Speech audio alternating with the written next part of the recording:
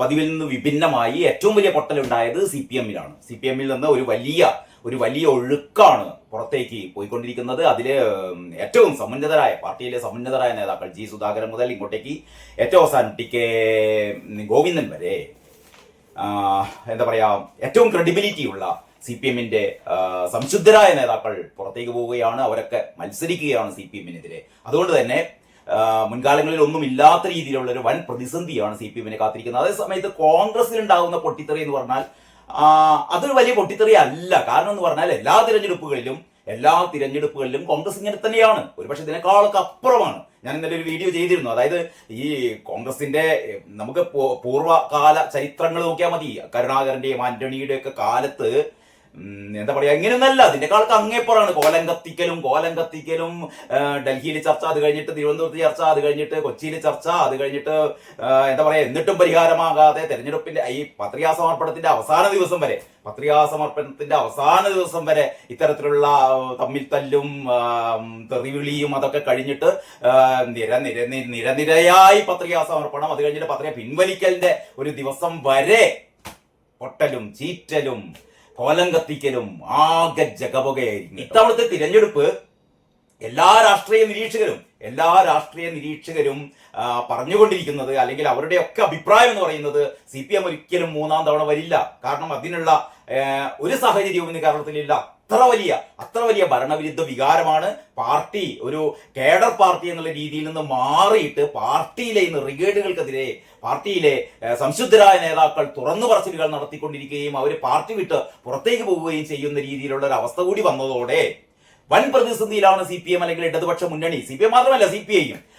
അങ്ങനെയുള്ള ഒരു അവസ്ഥയിൽ വെറുതെ നിന്നു കൊടുത്താൽ മതി, അതായത് UDF-ന് വെറുതെ നിന്നു കൊടുത്താൽ മതി, ജയിക്കാൻ പറ്റും എന്ന് പറയുന്ന ഒരവസ്ഥയിൽ നിന്ന് പതുക്കെ സീൻ മാറുകയാണ്. എന്ന് പറഞ്ഞാൽ UDF-നോടുള്ള അതൃപ്തി. കാരണം ഇത്തരത്തിലുള്ള ഒരു വൻ സാധ്യത മുന്നിൽ ഉണ്ടായിട്ട് കൂടി ഇവര് ഈ അധികാര മോഹവും അധികാര ഭ്രമൊക്കെ എല്ലാവർക്കും ഉണ്ടാവും. അത് മാത്രമല്ല എന്ന് പറഞ്ഞാൽ എതിരാളിയെ കാലുവാരാൻ അവർ ശ്രമിക്കുന്നത്. ഇനിയിപ്പം തെരഞ്ഞെടുപ്പ് നടക്കുമ്പോൾ നമുക്കറിയാം, വോട്ടെടുപ്പ് ദിവസത്തിൽ ഇവിടെ സംഭവിക്കാൻ പോകുന്ന കാലുവാരലുകളും അല്ലെ അതൊക്കെ എന്ന് പറഞ്ഞാൽ അടിയൊഴുക്കുകൾ വളരെ ശക്തമായിരിക്കും. അതുകൊണ്ട് തന്നെ ഇതുവരെ നമ്മൾ പറഞ്ഞുകൊണ്ടിരുന്നത് എന്തായാലും ഇവിടെ UDF അധികാരത്തിൽ വരുള്ളൂ എന്നാണ്. പക്ഷേ മാറി ചിന്തിക്കുകയാണ് രാഷ്ട്രീയ നിരീക്ഷകർ. ഇങ്ങനെ പോയാൽ മൂന്നാം തവണയും കാരണഭൂതം തന്നെ വരുമോ?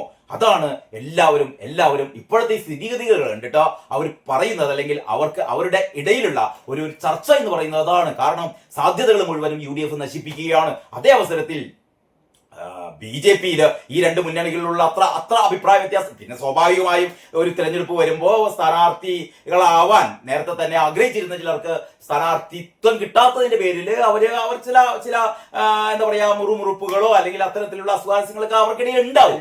UDF-മായി കമ്പയർ ചെയ്യുമ്പോൾ അത്ര വലിയ പ്രശ്നങ്ങളൊന്നും BJP-യുടെ ഭാഗത്ത് നിന്ന്. മാത്രമല്ല BJP ഇപ്പം നേമം പോലുള്ള മണ്ഡലങ്ങളിൽ, അല്ലെങ്കിൽ നമ്മുടെ പാലക്കാട് ശോഭാ സുരേന്ദ്രൻ, നേമത്ത് രാജീവ് ചന്ദ്രശേഖർ, വട്ടിയൂർക്കാവില് ശ്രീലേഖ, ഇവരൊക്കെ ഏതാണ്ട് വിജയം ഉറപ്പിച്ചു കഴിഞ്ഞതാണ്. മഞ്ചേശ്വരത്ത് സുരേന്ദ്രൻ. അങ്ങനെ BJP ഒരു വൻ കുതിച്ചുചാട്ടത്തിന് BJP-യും തയ്യാറെടുക്കുന്നു. എന്ന് പറഞ്ഞാൽ ഒരു പക്ഷേ ഒരു തൂക്ക് മന്ത്രിസഭ വരികയും അതിൽ BJP ഒരു നിർണായക ശക്തിയായി മാറുകയും ഒക്കെ ചെയ്യാവുന്ന ഒരവസ്ഥയിലേക്കാണ് കാര്യങ്ങൾ വരുന്നത് എന്നുള്ളതാണ് ഏറ്റവും പുതിയ സംഭവ വികാസങ്ങൾ നമുക്ക് തെളിയുന്നത്. ഏതായാലും മാതൃഭൂമിയുടെ 1-ാം പേജ് അങ്ങനെയാണ്. വെടിപൊട്ടിക്കുകയാണ് കേട്ടോ. സുധാകരനും നമ്മുടെ അടൂർ പ്രകാശും വെടിപൊട്ടിച്ചുകൊണ്ടിരിക്കുകയാണ്. മറ്റൊന്ന്, അടൂർ പ്രകാശിന്റെ കാര്യത്തില് ശിവഗിരി മഠം പോലും ഇടപെട്ടിട്ട് പോലും കോൺഗ്രസ് വഴങ്ങിയില്ല എന്നാണ് പറയുന്നത് കേട്ടോ. അപ്പം ഗോപീഷിന്റെ മനോഹരമായ ഒരു കാർട്ടൂണാണ്. അതായത് ഞങ്ങളുടെ ചിഹ്നം, അതായത് വെട്ടിപ്പൊട്ടിക്കുകയാണ് സുധാകരേട്ടൻ. അപ്പോഴാണ് അവിടുന്ന് ഇങ്ങേപ്പുറത്തുനിന്ന് KC-യും മറ്റേ VD സതീശനൊക്കെ കൈ രണ്ടും പൊതിക്കുന്നത്. എന്ന് പറഞ്ഞതാ ഞങ്ങളുടെ ചിഹ്നം എന്ന് പറഞ്ഞാൽ അതാണ് യഥാർത്ഥത്തിൽ സംഭവിക്കുന്നത്.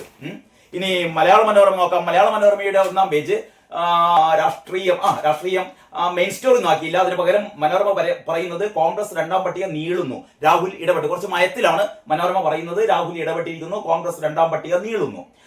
ഏതാനും മണ്ഡലങ്ങളിലെ പേരുകളിലും MP-മാരുടെ മത്സര താല്പര്യത്തിന്റെ കാര്യത്തിലും ഭിന്നാഭിപ്രായം രൂപപ്പെട്ടതോടെ കോൺഗ്രസിലെ ശേഷിക്കുന്ന സ്ഥാനാർത്ഥി പട്ടികയിലെ ചർച്ച നീണ്ടു തുടങ്ങിയ ആ രീതിയിലാണ് മനോരമ ഇതിനൊന്ന് എന്താ പറയാ ഒന്ന് സോഫ്റ്റൻ ചെയ്യാനുള്ള ഒരു ശ്രമമാണ് മനോരമ കാണിച്ചിരിക്കുന്നത് കേരളകൗമുദി ഇങ്ങനെ തുറന്നടിച്ചിരിക്കുകയാണ്. കലഹം മൂത്ത് മുന്നണികൾ LDF-ൽ വിമതർ, UDF-ൽ അസംതൃപ്തർ, BJP-യിൽ പടലപ്പിണക്കമെന്നാണ് ഇവർ പറയുന്നത്. ബാലൻസ്ഡ് ആയിട്ട് എന്ന് പറഞ്ഞാൽ എല്ലാ മുന്നണികളിലും പ്രശ്നമുണ്ട് എന്നുള്ള രീതിയിലാണ് കേരളകൗമുദി പറയുന്നത്. കലഹം മൂത്ത് മുന്നണികൾ. പത്രികാ സമർപ്പണത്തിന് ഇനി 5 ദിവസം മാത്രമേ ബാക്കിയുള്ളൂ. ശ്രീകുമാർ പള്ളിയിലത്തിന്റെ സ്റ്റോറിയാണ്. LDF-ൽ വിമത ശല്യം, UDF-ൽ അസംതൃപ്തർ. ഇതാണ് LDF-ൽ വിമതശല്യമല്ല, ഇത് അങ്ങേപ്പുറത്തെ പൊട്ടിത്തെറിയാണ്. UDF-ൽ അസംതൃപ്തർ, BJP-യിൽ പതിവില്ലാത്ത പടലപ്പിണക്കം. ആകെ കുഴഞ്ഞു മറിയുകയാണ് തിരഞ്ഞെടുപ്പ് രംഗം. നാമനിർദ്ദേശക പത്രികാ സമർപ്പണത്തിന് ശേഷിക്കുന്നത് ഇനി 5 ദിവസം, വോട്ടെടുപ്പിനുള്ള ദൂരം 21 ദിവസം. ഇനി അതിനിടയ്ക്ക് കേരളകൗമുദിയിലെ മറ്റൊരു പ്രധാനപ്പെട്ട സ്റ്റോറിയാണ്, ഞാൻ മറ്റു പത്രങ്ങളിൽ കണ്ടില്ല.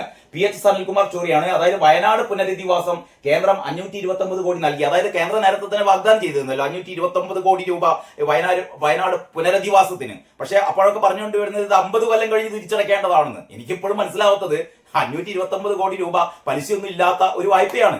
ഇത് തിരിച്ചടക്കേണ്ടത് 50 വർഷം കഴിഞ്ഞിട്ടാണ്. ഈ 50 വർഷം കഴിഞ്ഞിട്ട് തിരിച്ചടക്കേണ്ട കാര്യത്തെക്കുറിച്ച് ഇപ്പോഴെങ്ങനെ ആകുലപ്പെടുന്നത് എന്തിന്? 529 കോടി രൂപ കിട്ടി. അതാണ് ഈ സ്റ്റോറി പറയുന്നത്. സനിൽകുമാറിന്റെ ഏറെ വിവാദത്തിനിടയായ വയനാട് മുണ്ടക്കൈ ചൂരൽമല ദുരന്തബാധിത മേഖലയിലെ പുനരധിവാസത്തിന് കേന്ദ്ര സർക്കാർ ഒടുവിൽ 529 കോടി കൈമാറി. 529 കോടി രൂപ കൈമാറി. നിങ്ങൾ ആലോചിച്ചു, നമ്മുടെ ഈ പുനരധിവാസത്തിന് ഇപ്പോഴും 529 കോടി ആയിട്ടില്ല, ചെലവായിട്ടില്ല. അവിടെ ആകെ ഇപ്പൊ ഉണ്ടാക്കിക്കൊണ്ടിരിക്കുന്ന 400 വീടുകൾ. ആ 400 വീടുകൾക്ക് ഏതാണ്ട് 100 കോടി, അത്രയേ ഉള്ളൂ. ഇവരുടെ കണക്കനുസരിച്ച് ഏതാണ്ട് 100 കോടി. പിന്നെ ടൗൺഷിപ്പ് മറ്റേ കുറച്ചക്കറം എന്നൊക്കെയാ പറയുന്നത്. പക്ഷേ ഇതിനെല്ലാം കൂടിയും ഇനി ഒരാളെങ്കിലും കൊടുത്തത് 350 കോടിയാണ്. 350 കോടിയുടെയാണ് ഭരണാനുമതി. ഒരു 100 കോടിയുടെ ഒരു പ്രോജക്റ്റാണ് 350 കോടി രൂപ പിണറായി സർക്കാർ വകയിരുത്തത്. ഏതുപോലെ എന്ന് പറഞ്ഞാൽ നമ്മുടെ ആഗോള അയ്യപ്പ സംഗമം പോലെ 1 കോടിക്ക് താഴെ മാത്രം ചെലവുള്ള ഒരു പദ്ധതിക്കാണ് 11 കോടി അല്ലെ, 11 കോടിയുടെ ഒരു ബില്ലൊക്കെ ഇട്ടത്. അപ്പൊ അതേപോലെ ഈ വയനാട് പുനരധിവാസത്തിൽ ഇവർ നടത്തുന്ന തെണ്ടിത്തരം, ചെറ്റത്തരം, ആ പരിപാടിയാണ്. ഇപ്പൊ കേന്ദ്രം 530 കോടി 529 കോടി രൂപ കൊടുത്തിരിക്കുന്നു. ശരിക്കും ഈ പണം കൊണ്ട് തീരാവുന്നതിലുള്ള അവിടുത്തെ പ്രശ്നം. അപ്പോഴും മുഖ്യമന്ത്രിയുടെ ദുരിതാശ്വാസ നിധിയിൽ 770 കോടി രൂപ കിടക്കുകയാണ്. ഏതാണ്ട് ഒരു 2000 കോടി രൂപയോളം കയ്യിൽ വെച്ചിട്ടാണ് ദുരന്തബാധിതരുടെ 2 വർഷമായിട്ടും അവർ തെരുവാധാരമായി കിടക്കുന്നത്. ഒരാൾക്ക് പോലും ഇപ്പോഴാ വീട്ടിലൊന്നും കയറി ചെല്ലാൻ പറ്റിയിട്ടില്ല കേട്ടോ. 100 102 110 വീടുകൾ വാസയോഗ്യമാക്കി എന്നൊക്കെ പറയുന്നുണ്ടെങ്കിൽ അതൊന്നും ആയിട്ടില്ല. പണി പൂർത്തിയാവാതെയാണ് ഉദ്ഘാടനമൊക്കെ നടത്തിയത്.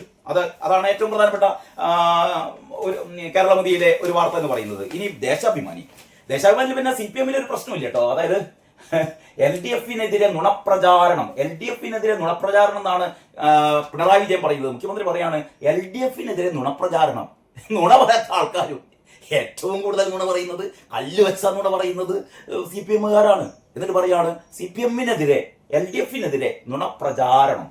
അതായത് എതിരാളികൾ നേരും നെറിയും ഉപേക്ഷിച്ച് LDF-നെതിരെ കള്ളം പ്രചരിപ്പിക്കുകയാണെന്ന് മുഖ്യമന്ത്രി പിണറായി വിജയൻ. ഏറ്റവും അവസാനത്തെ കള്ളത്തിൽ എന്ന് പറഞ്ഞാൽ വീണ ജോർജ് ആറന്മുളയില് അവരുടെ റോഡ് ഷോ, ഒരു പ്രശ്നമില്ലാതെ കഴുത്തൊക്കെ ഉരുട്ടിയിട്ട് വീണ ജോർജിന്റെ റോഡ് ഷോ കണ്ടാലേ നമ്മൾ അതിശയപ്പെട്ടു പോകും.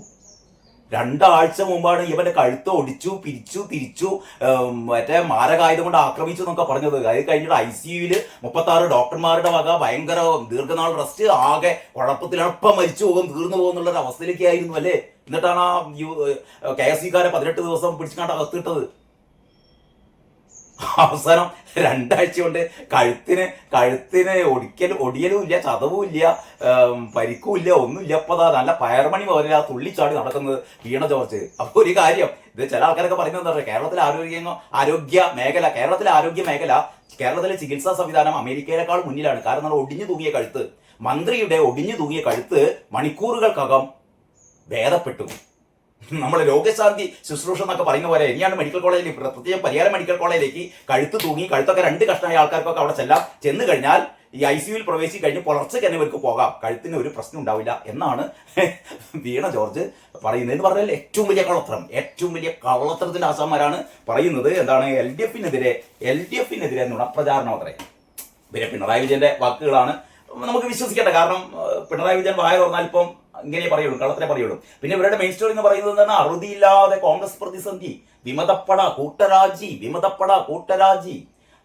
തിരഞ്ഞെടുപ്പ് പ്രഖ്യാപിച്ച് 3-ാം ദിവസവും സ്ഥാനാർത്ഥി പട്ടിക പൂർത്തിയായില്ല. കുട്ടനാട് സീറ്റ് വിറ്റതിൽ പ്രതിഷേധിച്ച് DCC വൈസ് പ്രസിഡന്റ് സജി ജോസഫും ജനറൽ സെക്രട്ടറി കെ ഗോപകുമാറും രാജിവെച്ചു. VD സതീശൻ, വേണുഗോപാൽ പക്ഷങ്ങൾ നേർക്കുനേർ എന്നൊക്കെ പറഞ്ഞിട്ട് സ്വാഭാവികമായും അവിടുത്തെ അടികളെ കുറിച്ച് ദേശാഭിമാനിക്ക് ഇങ്ങനെയൊക്കെ പറയാം. പക്ഷെ അവരുടെ ക്യാമ്പിലെ പൊട്ടിത്തെറിയെ കുറിച്ച് എന്താ പറയുക, മൂട്ടിന് തീപിടിക്കുമ്പോഴും ഇവരിങ്ങനെ അവിടതാ ചെറിയ പടകം പൊട്ടുന്നു, ഇവിടെ കോമ്പലപ്പടകം അമിട്ടും കോമ്പലപ്പടകവും ഈ എന്താ പറയുക ഗുണ്ടുകളും പൊട്ടിയാകെ ചിതറുമ്പോഴാണ് അവർ പറയുന്നത് അവിടതാ എന്തൊരു പൂത്തിരി കത്തുന്നു, അവിടതാ എന്തൊരു പടകം പൊട്ടുന്നു എന്നൊക്കെ പറയുന്ന CPM കാരുടെ കുതന്ത്രങ്ങൾ.